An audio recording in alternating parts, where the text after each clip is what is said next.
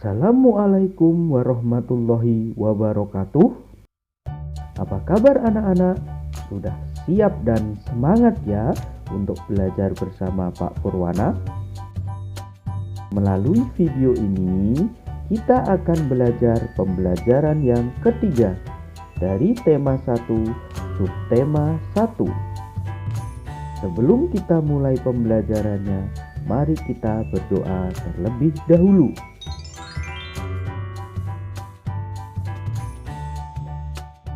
Tujuan pembelajarannya adalah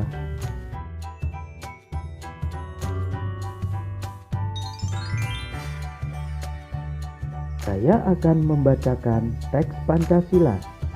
Kalian dengarkan, kemudian ikuti ya. Pancasila. 1. Ketuhanan yang Maha Esa.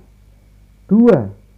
Kemanusiaan yang adil dan beradab. 3. Persatuan Indonesia. 4.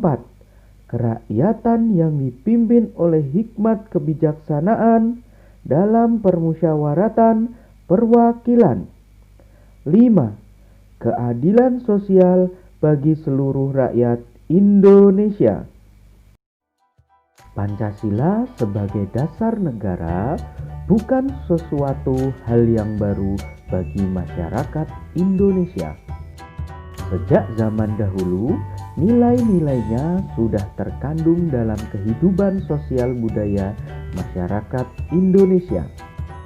Nilai-nilai tersebut meliputi berbagai aspek kehidupan dan masih tetap terpelihara sampai saat ini.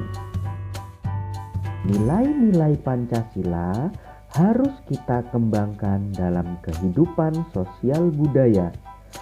Tujuannya adalah agar tercipta suasana yang tenang, sejahtera, damai, dan aman.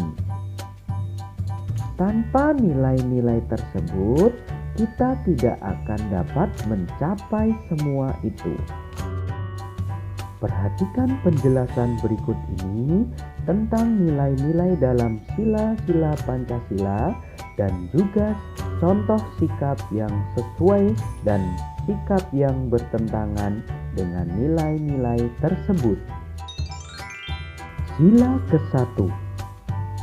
Ketuhanan yang Maha Esa. Nilai yang terkandung dalam sila tersebut mengharuskan kita untuk beriman kepada Tuhan yang Maha Esa sesuai dengan agama dan keyakinan yang dianutnya. Saling menghormati dan bekerja sama antar pemeluk agama yang berbeda-beda. Tidak memaksakan sesuatu agama dan kepercayaan kepada orang lain. Saling menghormati kebebasan dalam menjalankan ibadah. Berikut ini contoh perilaku atau sikap yang sesuai dan tidak sesuai dengan nilai-nilai sila ke-1. Perilaku yang sesuai dengan nilai sila ke-1. Beribadah sesuai agama dan kepercayaan masing-masing. Tidak memaksakan agama kepada orang lain. Memberikan kesempatan orang lain untuk beribadah. Merayakan hari besar keagamaan. Contoh sikap yang tidak sesuai dengan nilai sila ke-1. Melarang orang lain beribadah. Berbuat gaduh saat orang lain beribadah. Mengejek cara beribadah agama lain. Mencoret-coret tempat ibadah. Sila kedua, kemanusiaan yang adil dan beradab. Nilai dalam sila tersebut menunjukkan adanya persamaan derajat, kewajiban, dan hak sesama manusia dan dapat kita terapkan dengan mengembangkan rasa saling mencintai sesama manusia dan sikap tenggang rasa, menjunjung tinggi nilai-nilai kemanusiaan, gemar melakukan kegiatan kemanusiaan, berani menegakkan kebenaran dan keadilan. Berikut ini adalah contoh perilaku yang sesuai dan tidak sesuai dengan nilai-nilai sila kedua. Perilaku yang sesuai dengan sila kedua tidak membeda-bedakan teman atau orang yang kaya dengan yang miskin dalam bergaul, saling membantu dan menolong antar sesama, menjenguk orang yang sakit. Perilaku yang tidak sesuai dengan nilai sila kedua, tidak mau berteman karena orang miskin, mengejek orang lain, berbicara kasar kepada orang lain, menyerobot antrean. Sila ketiga, Persatuan Indonesia. Nilai-nilai dalam sila tersebut antara lain menjaga persatuan dan kesatuan negara Republik Indonesia, menerapkan sikap cinta tanah air dan rela berkorban demi bangsa dan negara, memajukan pergaulan demi persatuan dan kesatuan bangsa yang berbineka tunggal ika. Berikut ini contoh perilaku yang sesuai dan tidak sesuai dengan nilai-nilai sila ketiga. Contoh perilaku yang sesuai dengan sila ketiga: gotong royong, mengikuti kerja bakti, mempelajari kesenian dari daerah lain. Contoh perilaku yang tidak sesuai dengan nilai sila ketiga: tidak mau berteman karena berbeda suku, tidak mau melaksanakan kegiatan kerja bakti,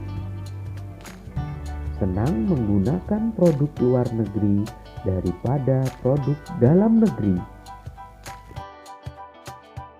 Sila keempat, kerakyatan yang dipimpin oleh hikmat kebijaksanaan dalam permusyawaratan perwakilan. Nilai dalam sila tersebut antara lain mengutamakan kepentingan umum di atas kepentingan pribadi dan golongan, tidak memaksakan kehendak kepada orang lain, mengutamakan budaya musyawarah dalam menyelesaikan masalah dengan diliputi oleh semangat kekeluargaan. Berikut ini contoh sikap yang sesuai dan tidak sesuai dengan nilai-nilai sila keempat. Contoh sikap yang sesuai dengan sila keempat: musyawarah mufakat, melaksanakan hasil musyawarah dengan penuh tanggung jawab, menghargai pendapat orang lain, tidak memaksakan pendapat pribadi kepada orang lain. Contoh sikap yang tidak sesuai dengan sila keempat: tidak memberikan kesempatan untuk orang lain berpendapat, tidak melaksanakan hasil keputusan musyawarah, tidak mau mengikuti pemilihan umum. Sila kelima, keadilan sosial bagi seluruh rakyat Indonesia. Nilai-nilai dalam sila kelima dapat kita wujudkan dengan menghindarkan diri dari sifat pemborosan, selalu bergaya hidup mewah, dan perbuatan-perbuatan yang merugikan kepentingan umum, bekerja keras dan menghargai hasil kerja keras orang lain, bersikap adil terhadap sesama, menghargai hak orang lain, menolong dan menghargai orang lain. Berikut ini contoh perilaku yang sesuai dan tidak sesuai dengan nilai-nilai sila kelima. Contoh perilaku yang sesuai dengan sila kelima: memberikan kesempatan kepada orang tua untuk duduk ketika berada di angkutan umum, menghukum pelanggar hukum dengan adil, menghargai hasil karya orang lain. Contoh perilaku yang tidak sesuai dengan nilai sila kelima: mengejek hasil karya orang lain, menyontek saat mengerjakan tugas, melakukan penambangan tanpa izin, tidak membayar pajak. Itulah tadi penjelasan tentang nilai-nilai yang terkandung dalam sila-sila Pancasila. Setiap sila dalam Pancasila mengandung nilai luhur yang harus kita kembangkan dalam kehidupan sosial budaya kita. Nilai-nilai Pancasila tersebut harus kita kembangkan mulai sejak dini, agar saat dewasa nanti kita terbiasa untuk berperilaku sesuai dengan nilai-nilai tersebut. Untuk mengetahui sejauh mana pemahaman kalian tentang nilai-nilai luhur dalam sila Pancasila, coba kalian jawab pertanyaan-pertanyaan berikut ini. Perhatikan teks berikut ini untuk menjawab pertanyaan nomor 1 sampai 3. Hari ini, warga desa Penanggungan berkumpul di balai desa. Mereka hendak menentukan jenis kegiatan yang akan dilaksanakan dalam memperingati HUT ke-75 Republik Indonesia. Setelah bermusyawarah selama 2 jam, warga desa Penanggungan sepakat untuk mengadakan kegiatan jalan sehat dan berbagai perlombaan. Pertanyaan pertama: apakah kegiatan dalam teks di atas termasuk penerapan nilai Pancasila? Jelaskan alasannya. 2. Menurut kalian, sikap apa saja yang perlu dimiliki warga desa Penanggungan agar kegiatan dalam teks di atas berjalan dengan lancar? 3. Menurut kalian, sikap apa saja yang harus dihindari oleh warga desa Penanggungan agar kegiatan dalam teks di atas berjalan dengan lancar?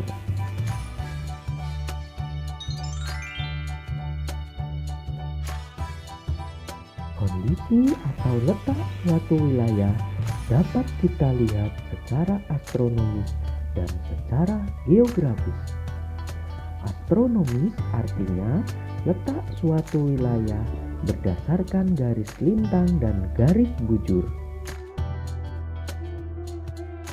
Geografis artinya letak suatu wilayah berdasarkan keadaan nyata di muka bumi. Ayo amati peta berikut ini untuk melihat letak secara astronomis negara Indonesia. Dari peta tersebut dapat kita lihat letak Indonesia secara astronomis adalah 95 derajat bujur timur sampai 141 bujur timur dan 6 derajat lintang utara sampai 11 derajat lintang selatan.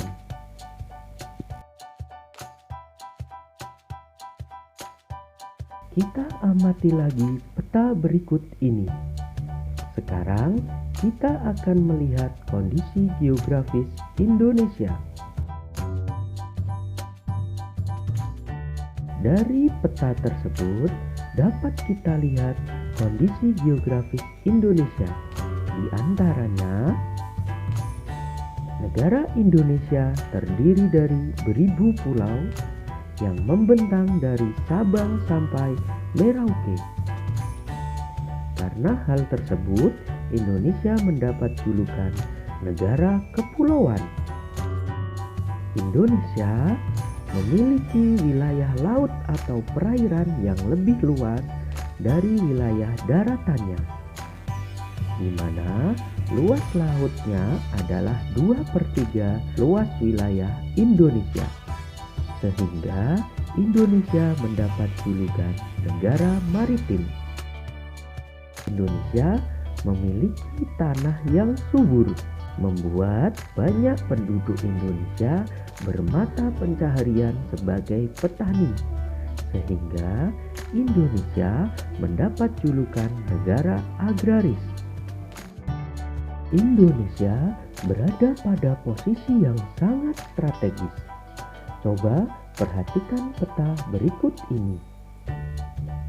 Indonesia terletak di antara posisi silang, yaitu di antara dua samudra, Samudra Pasifik dan Samudra Hindia, dan di antara dua benua, benua Asia dan Australia. Hal tersebut memberikan banyak keuntungan bagi Indonesia, yaitu Indonesia dapat menjalin hubungan yang baik dengan negara-negara di kedua benua yang mengapitnya. Indonesia berada di jalur lalu lintas internasional dan menjadi transit jalur perdagangan dunia. Mari kita lanjutkan mempelajari keadaan geografis Indonesia. Kita amati peta berikut dan kita tentukan batas-batas wilayah negara Indonesia. Di sebelah utara, Indonesia berbatasan dengan Malaysia, Singapura, Thailand, Filipina, dan Vietnam. Di sebelah timur, Indonesia berbatasan dengan Papua Nugini dan Samudra Pasifik. Di sebelah selatan, Indonesia berbatasan dengan Timor Leste dan perairan Australia serta Samudra Hindia. Di sebelah barat berbatasan dengan Samudra Hindia dan perairan negara India. Kalian sudah mempelajari kondisi geografis Indonesia. Sekarang coba kalian gambarkan peta sederhana wilayah tempat tinggal kalian dalam lingkup RT. Kemudian jelaskan kondisi geografisnya. Sebelumnya, kita sudah belajar menentukan ide pokok dalam paragraf dari teks atau bacaan tertulis. Kali ini, kita akan belajar menentukan ide pokok dari cerita lisan. Berikut ini adalah langkah-langkah untuk dapat menentukan ide pokok pada cerita lisan. Simaklah cerita dengan seksama. Tuliskan kalimat inti dari cerita tersebut. Rumuskan ide pokok dari kalimat inti tersebut. Agar lebih jelas, perhatikan contoh berikut ini. Simaklah cerita berikut ini. Lingkungan tempat tinggalku sangat asri. Banyak pepohonan yang ditanam di pinggir jalan. Selain itu, hampir di setiap halaman rumah memiliki taman bunga. Di lingkungan tempat tinggalku juga ada taman bermain. Di taman bermain, aku bisa bermain bersama teman-temanku. Dari teks cerita tersebut, ide pokoknya adalah lingkungan tempat tinggalku sangat asri. Sekarang, coba kalian simak cerita berikut ini, kemudian tentukan ide pokoknya. Udara di sekitar tempat tinggalku sangat sejuk. Meskipun aku tinggal di daerah perkotaan, daerah sekitar tempat tinggalku tidak bising. Kendaraan bermotor tidak banyak yang melintas. Kami selalu menjaga kebersihan lingkungan. Dengan demikian, udara sejuk tetap terjaga dan tidak banyak polusi.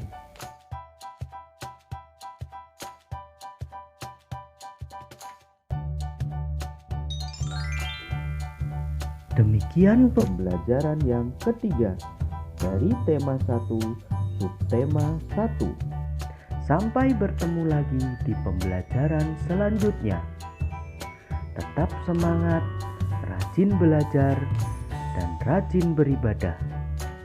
Jadilah generasi penerus bangsa yang cerdas, berkarakter, menyenangkan, luar biasa, dan hebat.